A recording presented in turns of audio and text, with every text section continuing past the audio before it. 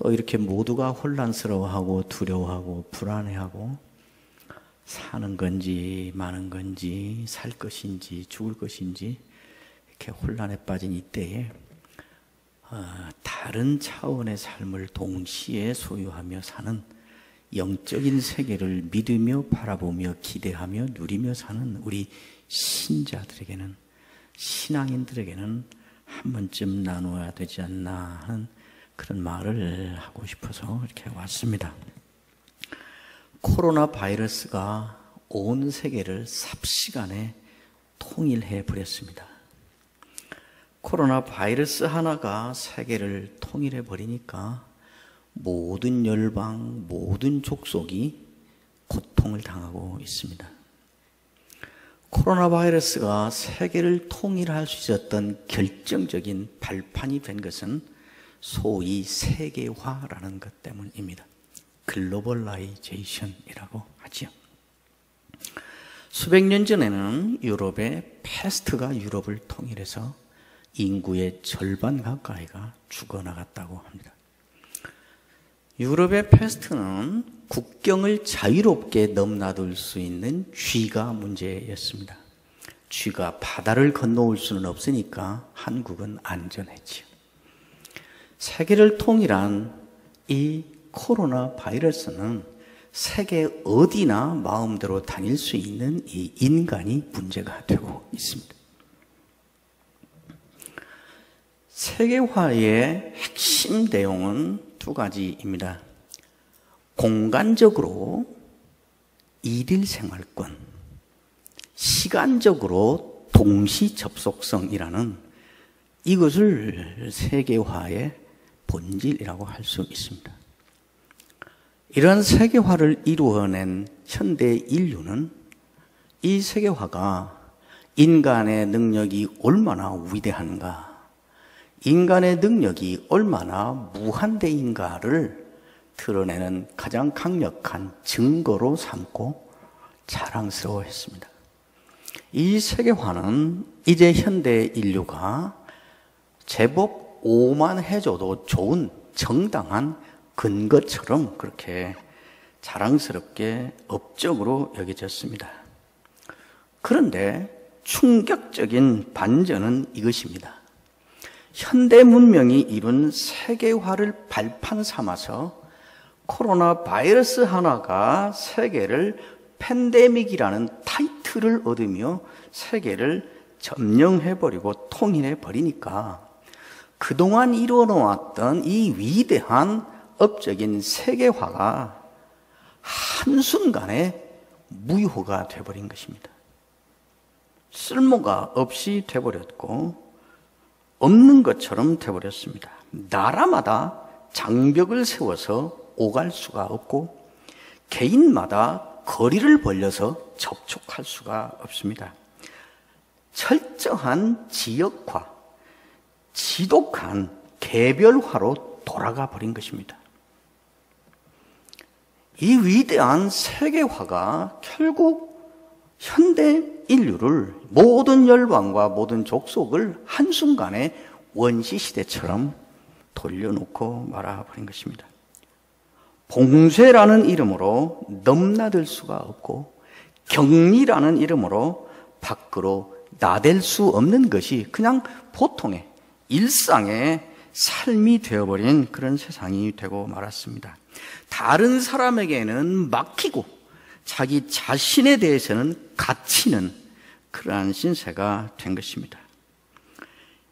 이 현실에서 저는 확인하는, 사무치는, 그래서 저절로 터져나오는 한마디는 이것입니다.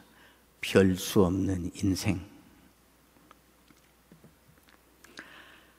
하늘을 날아서 다른 나라에 가려던 모든 계획은 취소, 환불로 마무리되고 있습니다. 저도 5건 이상을 1월부터 3주 전까지 5건 이상 해외 출장을 전부 미루다 취소하고 결국 수수료 내고 환불받고 끝났습니다. 유학 갔던 아들이 몇 년 만에 돌아와도 공항 영접을 할 수가 없습니다. 출장 갔던 남편이 돌아와도 그가 2주 동안의 독수 공방을 통과해야만 부부로 얼굴을 맞댈 수 있습니다.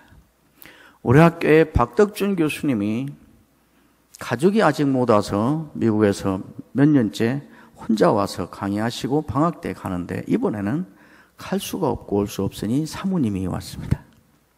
사모님이 와서 2주 동안 혼자 갇혀 살다가 3일 전에 해방 맞고 어제 제가 만나서 식사 대접했습니다. 어떤 계획도 일정을 확정할 수 없습니다. 2학기 강의를 어떻게 할 것인가 짜서 지난 월요일 날, 화요일 날 교수회의를 열어서 다 확정하고 발표했습니다. 늘 붙는 단서는 지금으로서는 이렇습니다. 중간에 돌발 변수가 나타나면 다 취소하고 원격으로 다 돌아갈 수도 있고 원격을 다 취소하고 다 학교로 나올 수 있습니다. 지금으로서는 이것입니다.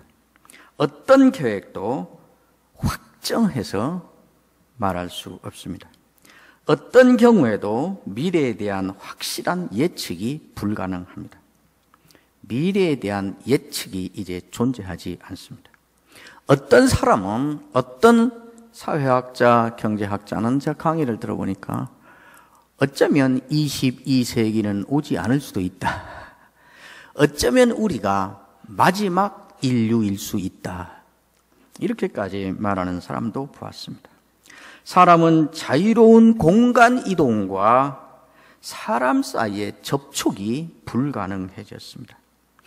그렇게 자랑스러웠던 세계화를 발판 삼은 코로나 바이러스의 세계화에 온 인류는 발목이 잡혀 있고 온 세계는 그간 이루어놓은 문명의 혜택을 아무것도 누리지 못하고 하고 싶은 것도 아무것도 자유롭게 행할 수 없는 그런 형국이 되고 말았습니다. 취소, 봉쇄, 거리두기, 격리, 마스크, 원격 강의 들어본 적이 없었던 특별한 경우에 한 번씩 들어봤던 이상한 이 말들이 지금은 가장 많이 쓰이는 가장 낯설기만 했던 단어들이 가장 절실하고 가장 자주 말해야 되고 가장 보편적인 말들이 되고 있습니다. 이런 지독한 아이러니를 보면서 가장 영광스러운 업적이요 가장 위대한 능력의 증거요 가장 교만할 수 있는 정당한 근거였던 이 세계화가 그 세계화 때문에 바이러스 하나가 세계화돼서 그 세계화 자체가 무효가 돼버리고 없어져 버리는 이런 지독한 아이러니가 어떻게 가능한가? 이 지독한 역설이 어떻게 벌어진 것인가? 이 현상을 보면서 저는 처음에 이런 확신이 들었습니다. 이건 예산일이 아니다. 우연히 된 일이 아니고 바이러스 관리를 잘못해서 생긴 문제가 아니다.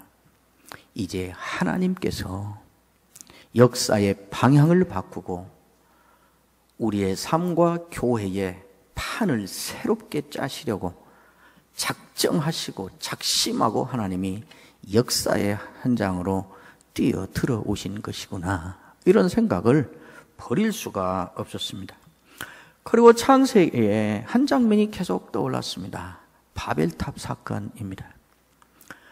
온 인류가 자유롭게 소통할 수 있는 언어를 통일시켜 주었더니 통일된 언어를 발판 삼아 인간의 세계를 하늘 끝까지 치솟게 하고 싶어서 하늘을 치솟는 바벨탑을 쌓아서 이제는 하나님이 아니라 인간이 하나님인 세상을 만들려 하자 하나님이 통일된 언어를 뿔뿔이 흩어서 지역화하고 종족화하고 개별화해버리자 그것이 금방 무효화가 되어버렸던 이 아이러니의 닮은 꼴 때문인지 계속 저는 바벨탑 사건이 생각이 났습니다.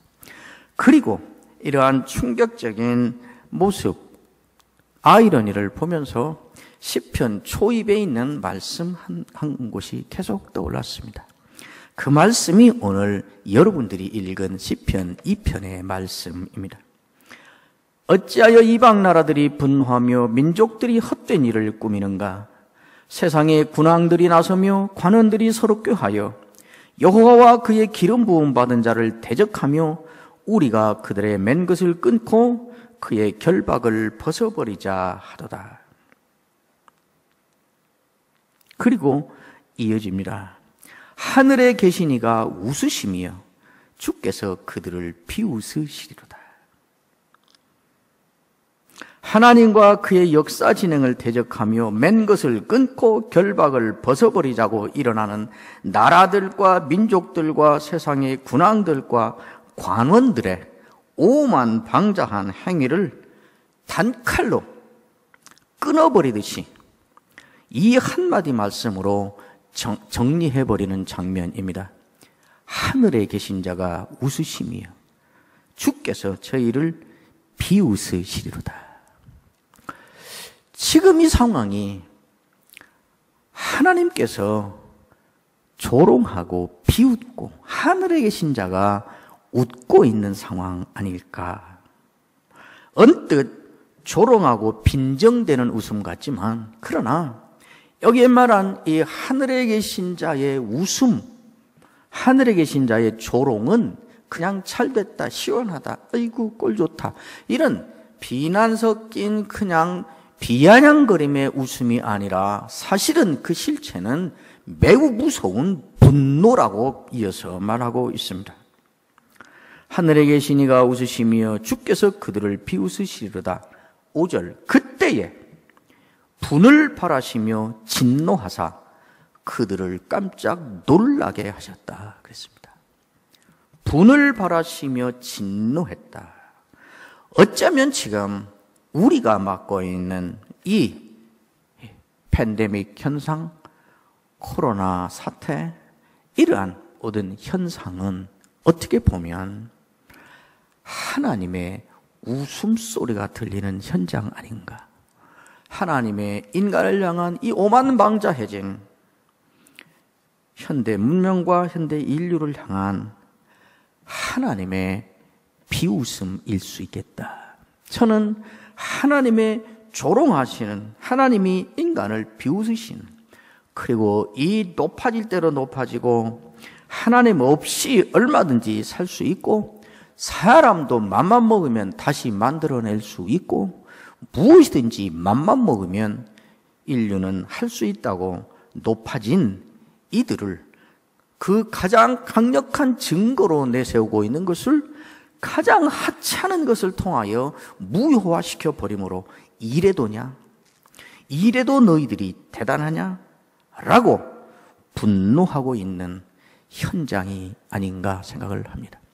다른 모든 사람들은 달리 이 역사를 해석한다 할지라도, 다른 모든 사람들은 다른 방식으로 이 현장을 접근한다 할지라도, 최소한 하나님이 역사의 주인이요, 하나님이 영원한 역사의 통치자라는 것을 믿는 신앙인들은 영적인 세상을 분명히 믿고 영적인 삶을 살고 있는 예수의 제자들은, 교회의 지도자들은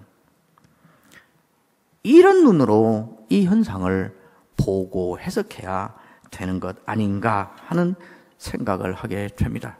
잠시 후에 제가 그 이야기는 더 자세히 하겠습니다만, 이 말씀은 그러나 하나님의 분노와 조롱과 인간의 하나님을 향하여 이거 끊자, 이거 뛰쳐나가자, 이거 무시하자, 이거 무찌르자, 결박을 벗어버리자, 마음껏 자유롭게 인권을 누리며 인간의 존중성을 누리며 그것을 억압하는, 제재하는 어떤 것도, 심지어 그가 창조주라 할지라도 그 존재를 무시하며 가자 하고 나온 인간에 대하여 우리에 대하여 저주와 심판으로 끝장내버리는 분노가 아니라는 것을 오늘 말씀은 분명히 말하고 있습니다. 그래서 바로 이어지는 말씀이 그것입니다.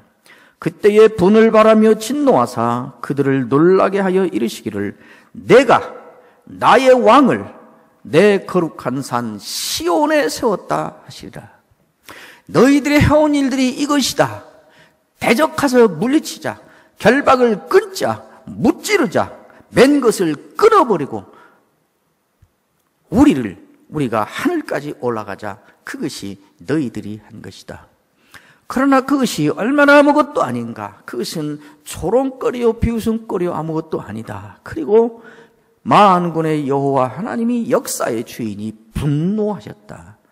그러나 그 분노는 너희를 완전히 쓸어 없애버려서 멸망을 시키고 파탄을 내고 끝장내버리려는 분노가 아니라 너희를 새롭게 살려내려는 분노라고 이어서 말하고 있는 것입니다. 내가 나의 왕을 시온에 세웠다. 그러므로 너희가 왕이 아니라 내가 세운 나의 왕이 살 길이다. 이렇게 말하고 있는 것입니다.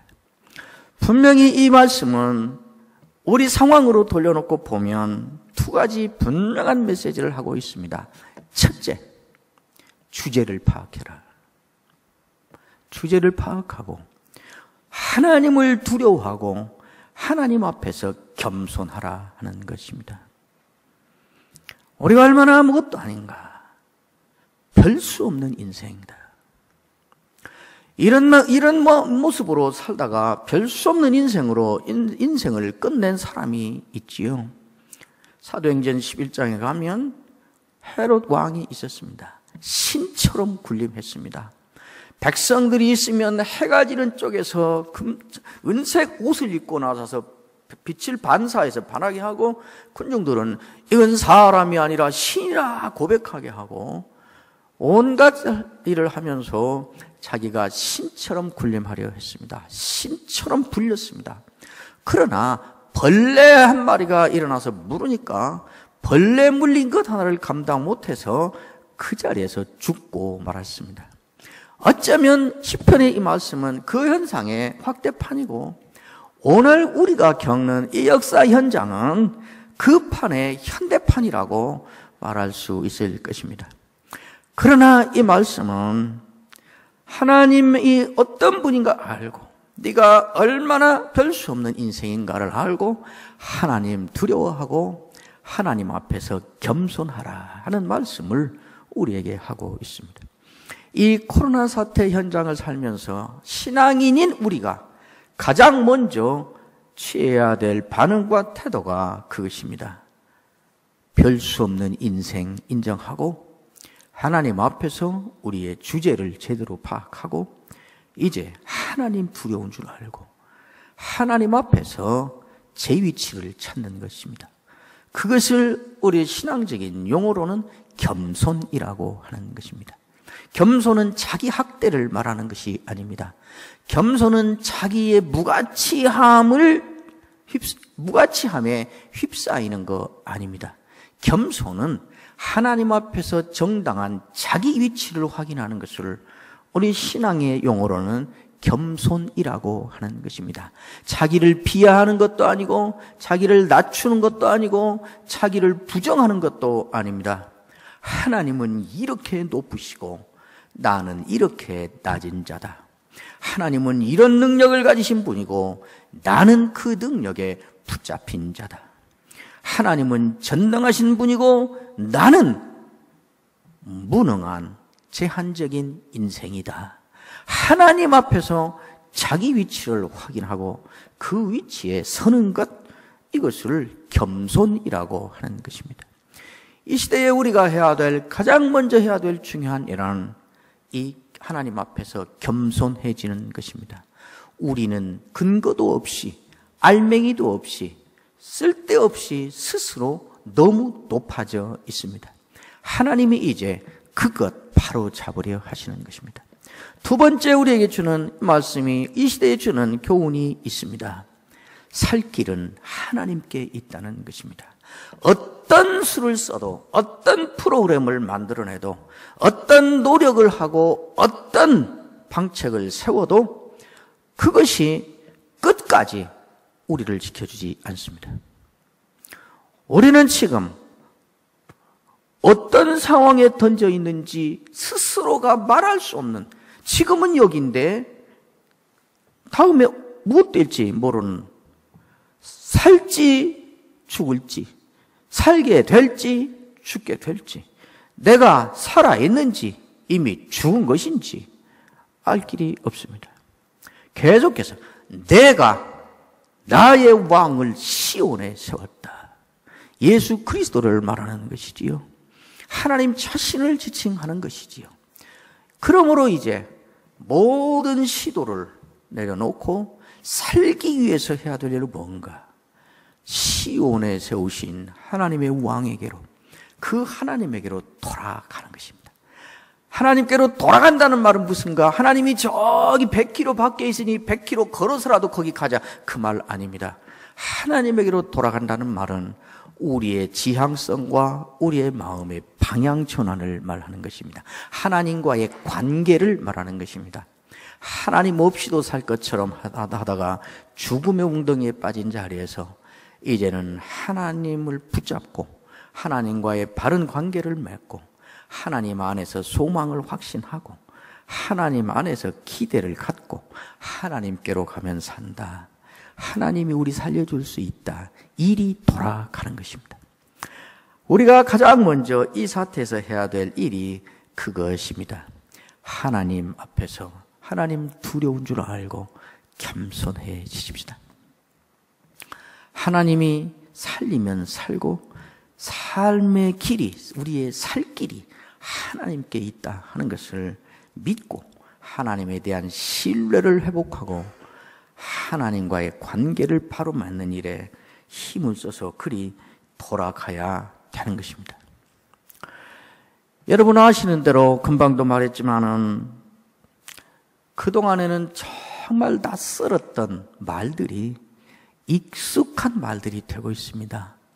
봉쇄, 취소, 거리, 격리, 원격. 이것이 일상인 상황이, 이 현상이 만들어내는 풍토가 조성되고 있습니다. 현상이 만들어지고 있습니다. 한마디로 요약하면 그동안 익숙했던 것, 익숙한 관행이었던 것, 전형적이었던 것, 의례 그런 것이었던 것들이 매우 낯설어지는 현상이 오고 있습니다. 반가운 친구를 만나면 악수를 하거나 껴안는 것은 익숙한 관행이었습니다. 친구를 만나면 팔짱을 끼고 어깨를 쌍고 들어가 차를 같이 마시고 음식을 먹는 것은 매우 흔히 보는 익숙한 관행이었습니다. 그러나 지금은 그렇게 하는 것은 큰일 날 일입니다. 그전에는 버스 타고 한여름이 더운데 마스크 쓰고 있으면 모두가 쳐다봤습니다. 미친놈 아니야? 아니 뜨거운 여름 왜 마스크를 쓰고 지랄이야? 그랬겠죠. 지금은 마스크 안 쓰고 있으면 다 쳐다봅니다. 그 사람을 생각해서라도 마스크를 써야 됩니다. 이런 것들이 우리에게 만들어내는 정서적인 현상을 만들어내고 있습니다. 무엇인가? 외로움, 고독감, 고립감, 불안, 우울함, 갇혀있다는 답답함, 초조, 좌절, 절망, 이런 것들입니다. 그런데 이 비정상적인 것들, 그동안에는 정상이었던 것들이, 익숙했던 것들이, 그냥 관행이었던 것들이, 그 뭐 전형적인 것들이 지금은 다 낯선 것이 되고 그의 반대였던 것들이, 익숙하지 않았던 것, 낯선 것들, 불편했던 것들, 그것들이 지금은 비정상이 되고 있습니다. abnormal, 비정상이 정상이 되고 있다 그 말입니다. 그런데 문제는 이것이 이제 홍수가 나서 그러니까 물 수위 가라앉을 때까지 한 이틀만 기다리면 돼. 그러면 다시 길도 나오고 길 보수하면 다시 차도 가고 괜찮아. 한 2, 3일만 불편하면 다시 정상적으로 돼.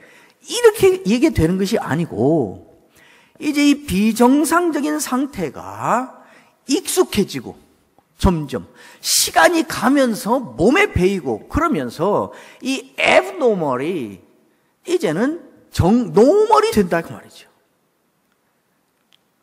그전에는 사람을 만나서 악수를 안 하면 처음에는 어색했는데 이제는 악수하려면 쭈삣해지고 어색해진다 그 말이죠.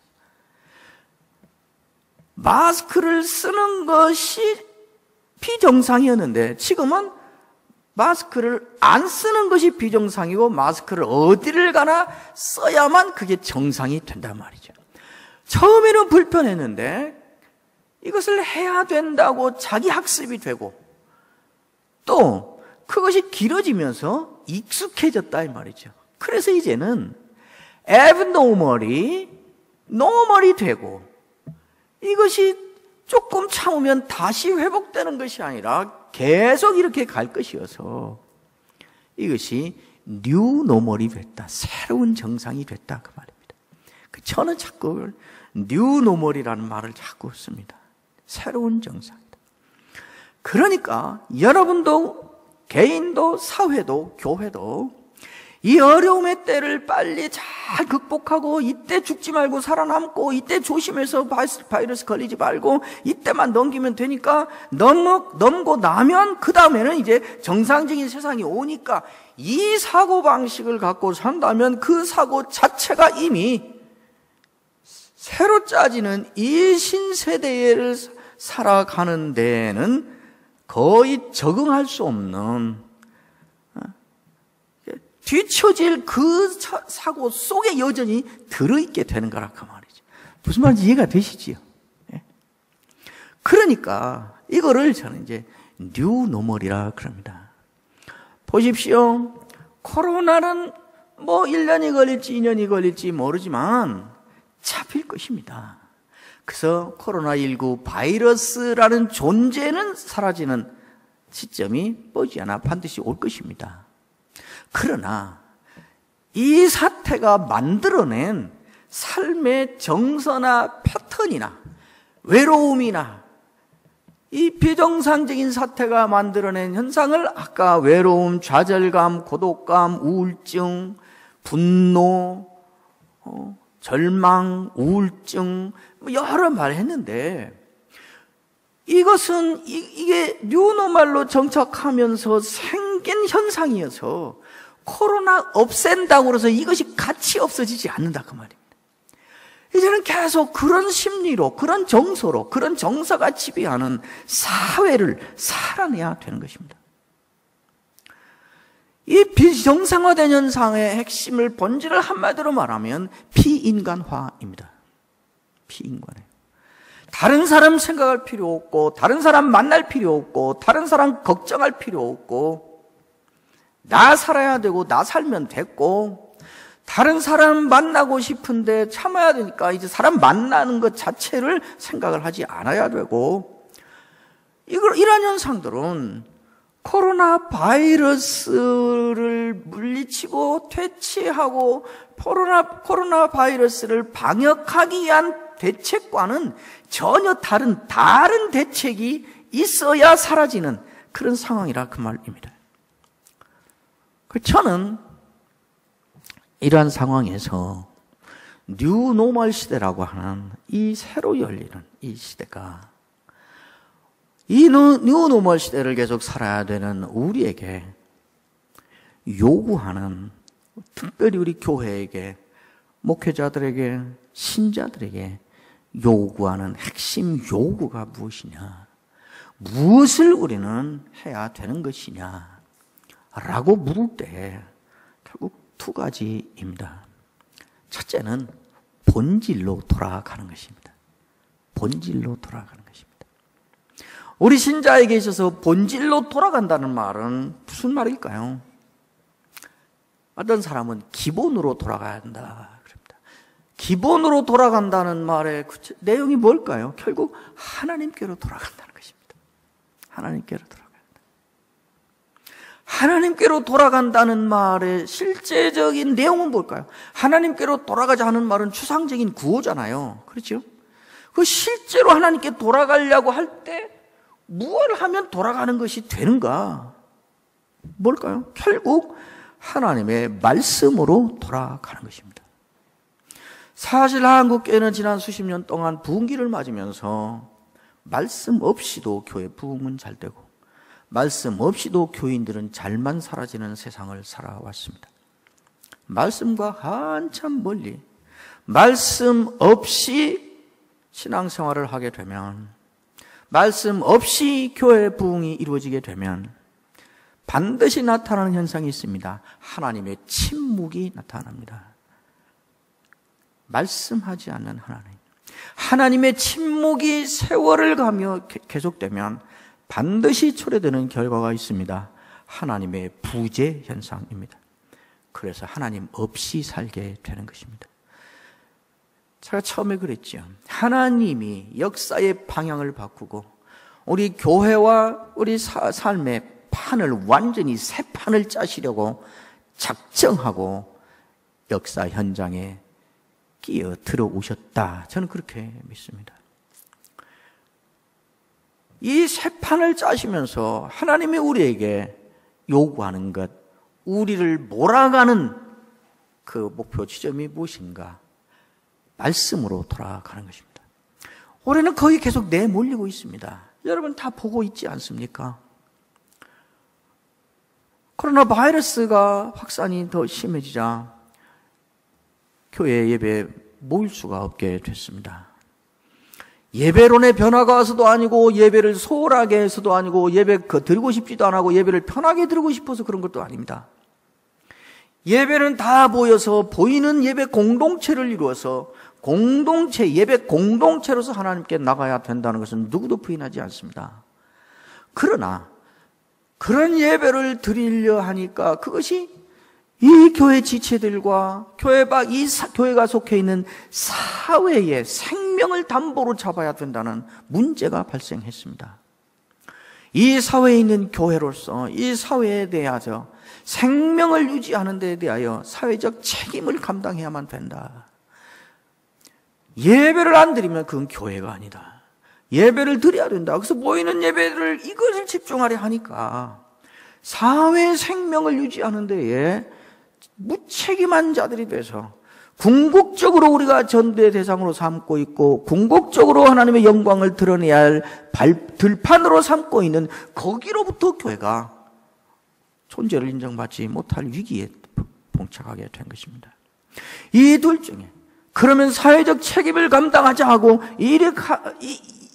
이거를 하고 예배를 안 드리려 하니까 그것은 이미 교회가 아닌 것입니다.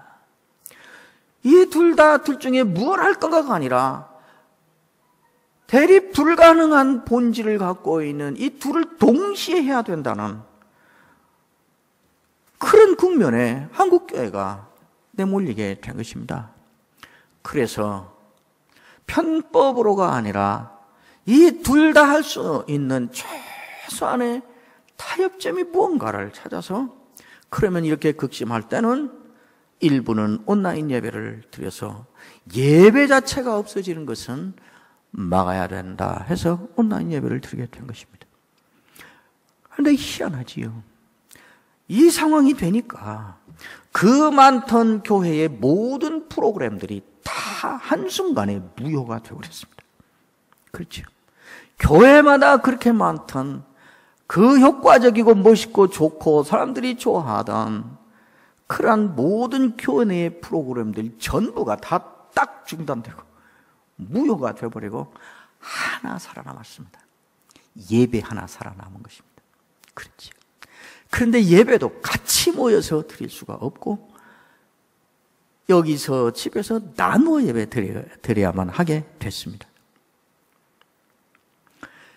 교회에 이렇게 마스크를 쓰고 와서 한 줄에 6명씩 12명이 앉던 두 줄에 앞에 양쪽에 2명, 가운데 1명, 3명 앉습니다. 그것도 마스크 쓰고 합니다. 마스크를 왜 씁니까? 코로나 걸리면 죽으니까. 마스크를 쓰고 와서 앉아서 예배를 드린다는 말은 결국 그러니까 무슨 말이 됩니까? 생명의 위험을 각오하고 나왔다는 것이죠. 그렇죠. 집에서는 저도 지금 1월 말주부터 지금 오늘까지 계속 집에서 제 아내하고 둘이 응접실에 일어나서 유튜브 틀어놓고 온라인 예배 드립니다만은 우리 교회는 65세 이상 된 사람은 가능하면 출석을 삼가해 주십시오. 이렇게 붙어서 세대 차별이 아닌 건 분명한데 그래도 나이가 있으니까 교회 못 가고 있습니다. 어색해요. 집에서 모니터 틀어놓고 둘러앉아 예배드리는 사람, 도무지 교회 같지도 않고 늘 밥 먹고 차 마시고 옷 벗고 다니고 늘 누워있고 책 쌓여있고 뭐 여기저기 양말 늘려있고 이런 데서 갑자기 예배 시간 됐다고 일어나서 드리려니 얼마나 어색하겠어요. 예배 같지도 않고 그런데도 예배 같지도 않고 어색해 죽겠고 그런데도 거기서 일어났다 앉았다 성경 읽고 찬송 부르고 그러면서 예배를 드려요. 왜 생명의 위협을 느끼면서도 여기 나와서 예배를 드립니까? 왜 그렇게 어색해 죽겠는데도 그걸 아무도 보는 사람도 없는데 그만두지 않고 계속 집에서 모니터를 틀어놓고 예배를 드리는 겁니까? 뭐 하자고 그러는 것입니까? 예배 드리자고 그러는 것입니다. 그전에는 주일날 나와서 이렇게 드리는 예배가 별로 중요하지 않았습니다. 왜냐하면 여기 못 드려도 부서마다 예배 있고 전도회 예배 있고 뭐 봉사회 예배 있고 예배가 널려 있으니까 여기서 못 드리면 거기 가서 드리면 됐습니다. 예배 와서 말씀에 은혜 못 받아도 괜찮았습니다. 잠깐 낙서해도 괜찮고 뭐 졸아도 상관없었어요. 왜요? 다른 데 가서 제자 훈련이 있고 다락방 있고 성경 공부 그룹 있고 독서 그룹 있고 다른 데 가서 성경 말씀 듣고 은혜 받을 기회가 널려 있어요. 그런데 지금은 모두 다 없고 예배 하나만 있는 것입니다. 왜 예배에 이렇게 어색한데 이렇게 위험한데도 오냐고요. 그 예배 시간에 찬송이 부르고 싶어서 그런 거 아니에요. 감동적인 간증을 듣고 감동받자고 이렇게 하는 거 아니에요. 한 가지예요. 말씀 듣자고 한 것이에요. 말씀 듣자. 결국 하나님은 이제 올해를 하나님의 말씀이 최우선인, 하나님의 말씀이 유일한, 하나님의 말씀이 최고인 그 상황으로 갈 수밖에 없도록 한국교회를, 우리를 몰아가고 있는 것입니다. 이것이 뉴노멀 시대에 교회에 주시는 하나님의 가장 중요한 요구요, 하나님의 의도입니다. 저는 몇 년 전부터 계속 그랬습니다. 이제 한국교회는 말씀의 시대가 열리고 있다. 말씀으로 돌아가지 않고는 견딜 수 없는 상황이 몰아오고 있다. 이런 점에서 지금은 한국교회는 망하고 있는 것이 아니고 끝장나고 있는 것이 아니고 이제는 다 틀려버린 것이 아니라 드디어 본격적인 기회를 붙잡고 있는 것이다. 하나님께서 이번에는 이 기회 놓치지 말라고, 이 기회 놓치지 말고 붙잡으라고 지금 한국교회를 벼랑 끝으로 내몰고 계시는 것이다. 하나님은 우리를 지금 심판하고 있거나 멸망시키고 있는 것이 아니고 새로운 역사로 부르고 있다. 새로운 삶의 길로 우리를 양을 몰듯이 몰아가고 있다. 놀라지 말고, 쪽팔려 하지 말고, 기죽지 말고 기회다 잡고 이제는 말씀으로 돌아가자. 본질로 돌아가야 되는 것입니다. 이 뉴노멀 시대가 우리에게 요구하는 두 번째 매우 중요한 게 있습니다. 판을 새로 짜라는 것입니다. 판을 새로 짜야 됩니다. 이전에 익숙했던 글이 다시 돌아가는 법은 없습니다. 요나가 하나님 말씀을 불순종하고 도망가서 바다로 갈 때 하나님이 그 바다에 대풍을 던지셨습니다. 그래서 배가 흔들리고 생명의 위협을 느끼고 바다가 뒤집어지고 난리가 났습니다. 그 배에 있던 이방인 선원들은 이 대풍을 극복하고 배의 안전을 확보하고자 배에 있는 짐들을 집어던졌습니다. 제가 옛날 얘기하거나 떠도는 얘기하거나 야사를 얘기하고 있는 것이 아니라 요나서 1장 얘기하고 있습니다. 다 집어던졌습니다. 그래도 극복할 수 없었습니다. 나중에는 선원들이 일심단결하여 힘을 합하여 더 힘써 노를 저었습니다. 그러나 그 대풍은 어떤 수를 써서든지 대풍을 극복해서 바람이 없었던 이전의 정상적인 바다를 다시 회복하라고 던진 것이 아니고 대풍이 휘몰아치고 배가 흔들리는 그 바다를 살아내라고 던진 것이었습니다. 이걸 어떻게 이길 건가를, 그래서 어떻게 바람이 없는 바다를 회복할 건가로 갈 일이 아니고 이런 바다를 어떻게 여기서 살 건가를 고민하고 그 삶을 살으라고 주신 것입니다. 코로나 바이러스로 말미암아 벌어진 이 낯선 이 현상을 어떻게 잘 극복해서 이전의 정상적인 것을 다시 회복할까? 그래서 이거 극복하고 옛날 회복해야겠다라는 전제로 하는 모든 일들은 하나님의 역사 진행에 정면으로 거역하는 것이다. 이제는 그게 아니고 하나님이 새로 짜시는 판에 어떻게 살 건가를 고민해야 되는 것입니다. 이것은 그러므로 반드시 무엇을 전제하는가? 이전에 익숙하고 이전에 자기가 원하고 편하고 했던 이 모든 것들, 자기 변신, 자기 혁신을 전제로 해야 되는 것입니다. 무엇을 판을 새로 짜야 되는 것인가? 하나님이 새로 짜시는 판에 부응하기 위하여 올해는 무엇을 해야 될 것인가?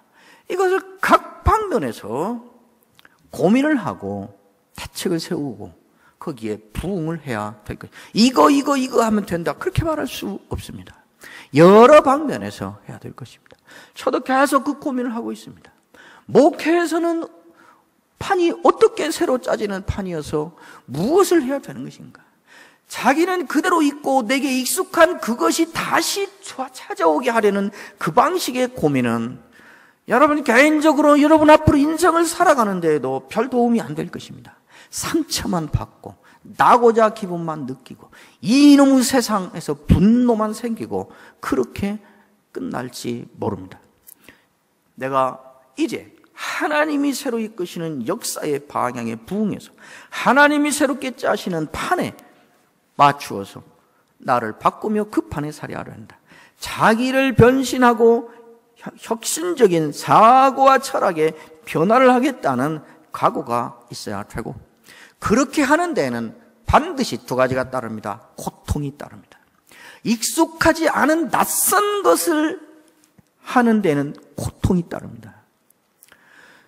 그렇게 하고 나면 그 다음에 더 이제 잘 되고 옛날부터 모든 것이 순순히 풀리냐? 그건 다시 그리 가는 거라 그랬잖아요. 그러니까 어쩌면 이전보다 가난하게 살아야 될 수 있고 어쩌면 이전보다 불편하게 살아야 될 수 있고 그것이 한두 번 참으면 되는 것이 아니라 앞으로는 인생을 그렇게 살아야 되는 새 판일 수 있고 그것이 고난인 것입니다. 고난입니다. 고통과 고난이 수반될 것입니다. 그러나 새로 짜여지는 하나님이 이끄시는 이 새 판을 나를 바꾸며 사는 거기에서 오는 성취감도 있고 하나님의 도우심을 경험하는 은혜도 있고 또 보람도 분명히 있을 것입니다. 교회 목사님들은 이제 여러 고민해서 다음 주에 또 목사님들을 모아놓고 제가 또 강의를 하려고 지금 준비하고 있습니다만은 예를 들면 이런 것입니다. 여러분 청년부 예를 들어서 아까 뭐라고요? 뭐라고 그러죠? 무슨 홀리파이어? 네. 이전에는 우리가 120명씩 모였는데 이 코로나 때문에 지금 100명밖에 안 모이고 이전에는 우리 홀리파이어 어디 하자 하면 헌금이 1,000만 원씩 모이는데 지금 반으로 뚝 줄었다. 어떻게 하면 다시 120명이 오고 어떻게 하면 다시 헌금도 1,000만으로 올라갈까? 이렇게 해볼까 저렇게 해볼까? 고마운 일입니다. 그러나 아무리 노력을 하고 별별 창의적인 아이디어를 내고 창의적인 프로그램들을 개발한다 해도 그거 못 막을 것입니다. 그 이제 정상적인 세상이 그렇게 됐어요. 그 못 막을 것입니다. 노력을 하십시오. 해야죠. 그러나 이렇게 어떻게든지 못 가게 막고 어떻게든지 떨어졌다면 다시 돌아오게 하고 어떻게든지 다시 헌금을 하게 하고 이렇게 하고 저렇게 하고 기발한 걸 이렇게 하면 그 문제 해결된다. 그러고 그 모습으로 가는 그것이 하나님의 역사 진행에 거역하는 거라고 제가 지금 말하고 있는 것입니다. 별 수 없습니다. 그건 기정사실입니다. 그러나 그게 전부가 아니에요. 너무 이 현상을 대응하는 데에 집중하고 있다 이 말이죠. 그렇지 않습니다. 여러분 돌아보십시오. 이렇게 되니까 교회 현상, 예배 현상이 이렇게 되니까 눈을 돌려 반대쪽을 보면 뜻밖의 드디어 예배가 얼마나 귀한 것인가, 예배가 얼마나 복된 것인가, 그동안 나는 이 귀한 예배를 얼마나 함부로 하고 소홀히 했는가. 대형교회는 미리 신청해서, 큰 교회도, 저희 교회도 수요일날 주일날 예배 가고 싶습니다 신청하면 선착순 200명까지만 갈 수 있어요. 나는 언제나 예배 맘만 먹으면 가고 내가 교회 가주는 것이 뭐 목사님들한테 인심 쓰고 내가 선심 쓰는 건지 알았더니 내가 가고 싶어도 못 가는 거구나. 시편 137편에 우리가 바벨론 강변 여러 강변에 앉아 울었도다. 우리의 수금을 강변 벚나무에 걸었다. 그리고 예배를 빼앗긴 자들의 서러운 통곡과 그러므로 이제 내가 앞으로는 예루살렘을 시온의 노래를, 예배를 말하는 것입니다. 포로로 붙잡혀가서 내가 가장 좋아하는 것보다 더 좋아하지 않으면 내 오른손의 재주가 말라버려라.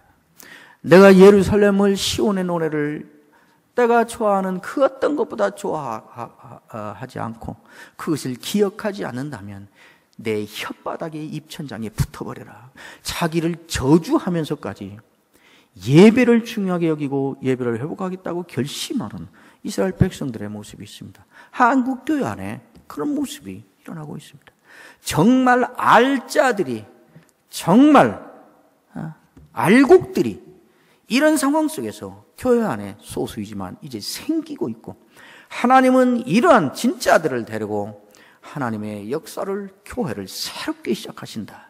우리가 그 알맹이 되자. 우리 여기도 있다. 이제 이 사람들을 어떻게 살찌우게 하고, 이 사람들을 소수지만 약해졌지만 헌금도 줄었지만 어떻게 여기에 집중을 해서 여기서 하나님의 원하신 새 힘이 나오는 우리 청년부를 만들 것인가. 이 고민을 같이 하는 것이 하나님이 새로 짜시는 판에 부응하는 거라 그 말입니다. 아마 여러분들 새로 짜여지는 판에 부응하게 하여 고민해야 될 부분들이 많이 있을 것입니다. 앞으로는 디지털과 아날로그를 융합하는 대로 가지 않으면 삶이 매우 비인간하고 매우 살기가 팍팍해질 것입니다. 지금은 디지털 시대입니다. 디지털이 뭡니까? 디지털은 속도가 있습니다. 편합니다. 가상 공간에서 모두를 만날 수 있습니다. 빠릅니다. 편리합니다. 어색하게 만날 필요 없습니다. 디지털이 모든 걸 다 해결해 줍니다. 그러나 이 모든 것의 가장 중요한 핵심은 비인간화입니다. 다른 사람 만날 필요 없고 기다릴 필요 없고 물어볼 필요 없습니다. 지금은 선생에게 물어보는 건 바보예요. 네이버에 물어보는 게 가장, 그죠? 사람이 필요 없습니다. 이 편리함에, 이 속도감에 모두가 열광하고 있습니다. 그러나 이제 뉴노멀 시대에는 그것만 가지고는 사람이 사람으로 존재할 수, 계속 외로움은 더하고 고독함은 더하고 허탈함은 더하고 분노가 생기니까 분노를 발산하기 위하여 말은 더 거칠어야 되고 사나워야 되고 인정이란 매정은 없습니다. 어떻게 하는가? 이제는 디지털이 아니라 디지털의 아날로그를 우리가 다 집어던지 어떤 아날로그를 융합하는 것을 여러분이 궁리해내야만 삶을 제대로 살 수 있게 됩니다. 아날로그는 느립니다. 불편합니다. 여기는 자동이고 여기는 수동입니다. 이게 여기 붙어야. 불편하니까 카톡에서 방에서 만나면 되는 거를 일부러 찾아가서 만나면 얼마나 불편합니까? 그러나 이 어떤 식으로든지 어떻게 이게 아날로그가 와서 붙을까? 여러분들이 아마 고민해야 될 것입니다. 제가 여기 와서 우리 양진우 사님도 꼭 사진을 찍어서 저한테 좀 보내주세요. 불편한 예배. 이게 디지털 예배에 아날로그 도입하자는 것입니다. 깜짝 놀랐습니다. 이거 앉아서 보고. 그죠? 불편하지요. 시간 걸리지요. 느리지요. 그러나 빠르면 좋고 안 만나고도 하면 좋고 편하면 좋았던 그것이 최고의 가치였던 지금 이 삶에 불편하지만 만나고 느리지만 직접 해보고 이렇게 하는 아날로그를 갖다 붙여야 이 뉴 노멀 시대를 살아가는 능력을 여러분들이 갖추게 될 것입니다. 여러 가지를 고민해 보십시오. 제가 여러 말 했지만 그러나 사실은 크게 세 가지 이야기한 것입니다. 첫째, 이 코로나 바이러스 사태에 대한 하나님의 반응이라는 점에서 시편 얘기했고, 그 다음에 뉴 노멀 시대라는 게 뭔가, 이게 이제 정상으로 가버리는 것이다 얘기했고, 그러니까 이제 이 뉴 노멀 시대를 전제로 한 여기에 대한 대책을 세워야 된다 그랬습니다. 마지막으로 이제 한마디를 합니다. 예수님께서 한번 매우 심하게 분노하신 것이 있습니다. 누가복음 12장 54절부터 13장 5절, 6절 사이에 가면 있습니다.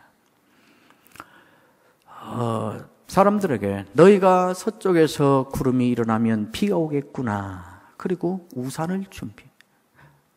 남쪽에서 바람이 불면 날씨가 덥겠구나. 그리고 반팔을 준비해가. 현상에 대하여 매우 민감하게 반응하고 잘 대비를 한다 그랬습니다. 13장에 가면 그 맥락에서 다른 이야기를 합니다. 예루살렘 빌라도가 갈릴리에서 갈릴리 사람들의 피를 제물에 섞어서 제사를 드리는 그런 사건이 일어났습니다. 그 사람이 모두가 알고 있는 거죠. 예수님이 그 얘기했습니다.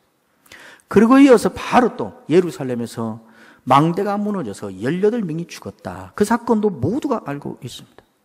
우리가 지금 뭐 큰 사건 알고 있듯이 다. 그 예수님의 지적은, 그 맥락에서 하는 지적은 이것입니다. 빌라도가 갈릴리 사람들의 피를 제물해서 그 예배 드렸다. 이 사건이 그 사회에 이슈가 됐을 때 그 사람들의 관심은 뭐 있을까요? 무슨 말들이 오갔을 걸까요?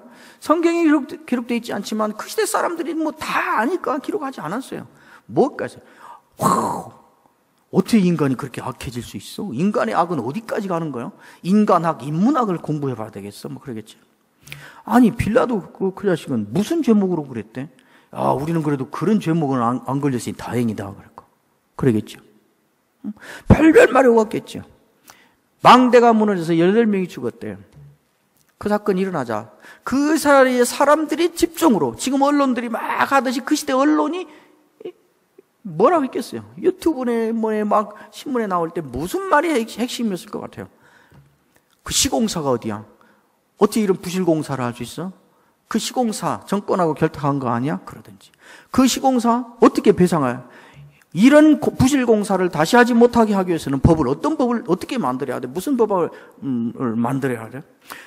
무너져 죽은 사람 보상은 어떻게 할 거야? 보상을 얼마를 하며 누가 하는 것이고? 그럼 무너진 사람들은 왜 거기를 갔대? 거기서 뭐 했대? 온갖 이런 얘기들이 있겠죠.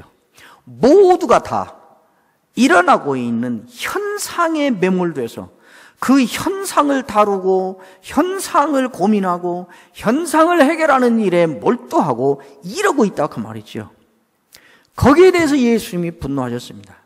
너희가, 제 말로 잠깐 바꿔서 해석을 해서 말하면, 눈앞에 일어난 현상에 대하여는 모든 관심을 쏟고 이 현상을 어떻게 대비할 건가, 어떻게 처리할 건가, 어떻게 책임을 물을 것인가, 어떻게 이 현상을 극복할 것인가, 이런 일들에는 모두가 민감하고 예민하고 전력을 쏟으면서 이 현상 속에 담아두신 하나님의 시대를 향한 징조를 읽는 데는 아무 관심이 없다. 걔들은 무슨 죄를 졌길래 그랬대? 그 자식은 얼마나 악해서 그런 짓을 했대? 왜 그따위로 부실공사를 했대? 나쁜 놈, 그런 놈들은 처벌을 해야 돼. 걔들 얘기가 아니고 너희도 속히 회개하지 않으면 너희도 이렇게 죽는다는 네 얘기야, 네 얘기. 얘들 얘기가 아니라 너희 얘기라고. 근데 왜 하나님이 이 현상에 담아놓은 하나님의 징조를 분별하고 너희가 그러므로 어떻게 처신할 건가를 고민하는 대로는 가지 않는가? 이게 예수님의 분노였습니다. 자칫하면 우리가 그 실수를 할 수 있습니다. 신학자들을 향해서, 목회자들을 향해서, 교회 지도를 향해서 제가 분노한다 하면서 여러 차례 글도 쓰고 한 말이 그것입니다. 어떻게 코로나 바이러스를 방역할 것인가? 어떻게 이 사회 문제를 해결할 것인가? 이거는 이 사회에 사회학자, 공무원, 정부, 과학자, 의료인 이 모든 이들이 전문으로 해야 될 일이고 거기서 하라고 하는 걸 우리는 하면 되는 것이고 우리도 그 문제만 빠져서 교회 문제를 할 때도 개인 문제를 할 때도 신앙인이라고 하면서 하나님을 믿는다고 하면서 그 정도에만 몰입해서 거기에 갇혀 있다면 예수님이 분노하신 그 일을 우리가 하고 있는 거 아닌가? 하나님이 이 시대 속에 이 현상 속에서 던져놓은 하나님의 징조가 무엇인가? 그래서 저는 새판짝이라 이렇게 한 것입니다. 어떻게 그거를 우리는 신앙인으로서 거기에 부응할 것인가? 그래서 제가 늘 그렇게 말합니다. 근래에 우리는 신자들은 영적인 삶을 사는 사람들은 이 현상에 반응하는 것이 아니라 이 현상을 만들어내시는 하나님께 반응을 해야 된다. 이 현상에 던져놓으신 하나님의 징조가 무언가를 아는 데에 전념하고 거기에 그 분별에 따라서 우리의 처신을 결정해 나가는, 그래서 코로나 바이러스에 대한 반응이 아니라 이 현상을 다스리고 있는, 통제하고 있는 하나님께 반응을 하는 대로 우리 신자들은 나가야 된다. 이것이 저의 주장입니다. 여러 일들로 고민이 많고 여러 일들로 좌절이 많고 여러 일들로 분노할 일, 화날 일들이 많은 젊은이들이지만은 그러나 여전히 하나님 앞에 있도록 나를 하나님이 부르셨다는 사실을 감사하게 여기시고 어차피 이 현상을 사는 모든 사람인데 그 중에 하나님을 아는 나는 어떻게 하나님과의 관계에서 하나님께 반응하며 살 것인가, 어떻게 하는 것이 그것이 되는 것인가를 고민하면서 하나님과 더 가까워지고 하나님이 진행하는 역사에 민감해져서 사는 기회를 잡는 여러분이 되시기를 주의 이름으로 축원합니다.